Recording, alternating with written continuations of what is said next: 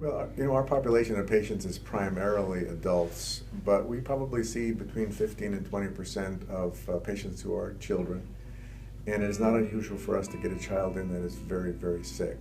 Oftentimes parents will go to another emergency department elsewhere if there's time, but unfortunately here, a child will arrive and they are often quite ill and require our nurses, sometimes at 3 o'clock in the morning, with very little resource to care for these children. And the care of those children is very dependent on the training and experience of our staff. In order to gain that training and experience, we need whatever training equipment or modalities we can gather. These new training mannequins will provide that training for us.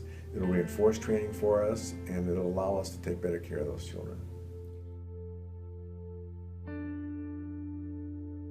Well, we have in all events we have very limited backup resources. The larger facilities have backup cardiology and pediatrics and surgery, specialty surgeries and all sorts of things. We have basically only a surgical backup and some orthopedic, and very little pediatric backup at all. And so we don't have pediatricians on staff who come to the emergency department, or even outside of the staff of our hospital who come to the emergency department. And so our docs and our staff are completely responsible for the well-being of those children, and the care of those kids needs to be provided in an expedient, efficient manner. And in order to do that, we have to have the proper training and experience. Otherwise, bad things can happen, and we really don't want bad things to happen. But it is entirely possible.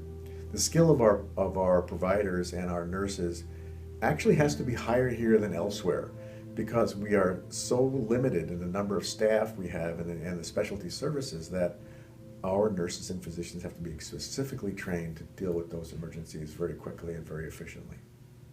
So if a pediatric situation goes bad, it is and can be very horrific for those all involved. Obviously there's a lot of emotion because you don't expect anything bad to happen to a child or a baby, an infant. And so when it does, even though you're armed with all the skills to help, there's so much emotion in the room that it's sometimes really easy to miss the things that are right in front of you. And so mannequins that give us the opportunity to practice with one another. Teams that often don't practice with each other or even see each other other than in the hallways have to come together in that instant and play off one another. And if they have an opportunity to do that in an environment that's safe and where they can make a mistake and be able to process that, hopefully at the bedside, we see more clearly what it is that we need to see and communicate with one another. Everyone has a birth plan, and their birth plan is to have a happy, healthy baby. And no one anticipates that this could happen. And even, the nurses do prepare for these emergencies, but when it does happen, there is still that human shock value as well, that, oh no, this didn't go as it should have. And you have to kick in and you have to take that adrenaline rush and use it for good. Use your brain, use your knowledge and your skills.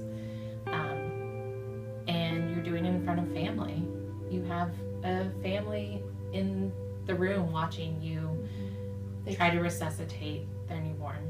And so having the ability to practice on a real live mannequin that does what your baby's going to do, your baby's going to turn blue, the mannequin will turn blue. It's just